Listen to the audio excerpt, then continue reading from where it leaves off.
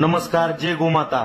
मी युवा कीर्तनकार सुमित महाराज डिसले। मित्रांनो, आज बीड शहरामध्ये फिरत असताना बऱ्याच ठिकाणी अशा निरागस, मोकाट, काही गोमाता अतिशय वयाने वृद्ध झालेल्या, तर काही गोमातेला कुठंतरी काहीतरी दुखापत झालेली, एवढं मनाला वाईट वाटलं। कारण जर आपल्याला थोडंसं खर्चटलं तरी आपण त्या ठिकाणी दवाखान्यामध्ये जातो आणि त्याच्यावर उपचार घेतो। जोपर्यंत त्या गोमाता दूध देतात तोपर्यंत, आणि एकदा का वृद्ध झाली किंवा दूध द्यायची बंद झाली की देतात रस्त्यावर सोडून। पण या गोमातेकडं, या निरागस जनावरांकडे कोण पाहणार? अशा कचऱ्यात पडलेल्या काही पण वस्तू खाऊन आजारी पडतात किंवा प्लॅस्टिक सारखे काही पदार्थ त्यांच्या पोटात जातात। मित्रांनो, ही वस्तुस्थिती आहे। या निरागस प्राण्यांकडे सुद्धा लक्ष दिलं गेलं पाहिजे। सरकारने सुद्धा यांच्यासाठी काहीतरी व्यवस्था केली पाहिजे। ही जनावरं आडवे जाऊन अपघात देखील होऊ शकतो। मित्रांनो, शहरामध्ये फिरणारी ही मोकाट जनावरे ही शहरातील एक मोठी गंभीर समस्या देखील आहे।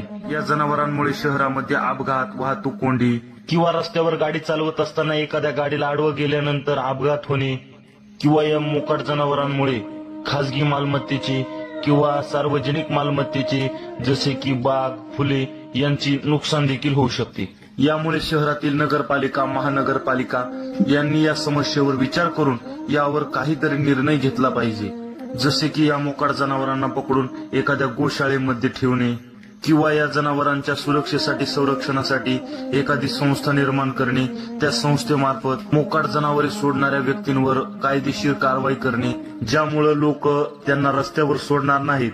मित्रांनो, ही समस्या फक्त बीड जिल्ह्याचीच नाही तर संपूर्ण शहरामध्ये अशाच प्रकारची परिस्थिती आहे। आणि तुमच्या निदर्शनात जर अशा काही मोकाट किंवा भाकड काही गोमाता असतील, काही अपंग, वृद्ध अशा प्रकारच्या जर गोमाता असतील, तर श्री क्षेत्र भुवनेश्वर संस्थान विजयनगर संस्थानाचे महंत बाळनाथजी महाराज डिसले यांच्या मार्फत अशा निरागस, वृद्ध, भाकड, अपंग गोमातेसाठी भुवनेश्वर गोशाळा चालवली जाते, ज्यामध्ये अशा प्रकारच्या 40 ते 50 गायी आहेत।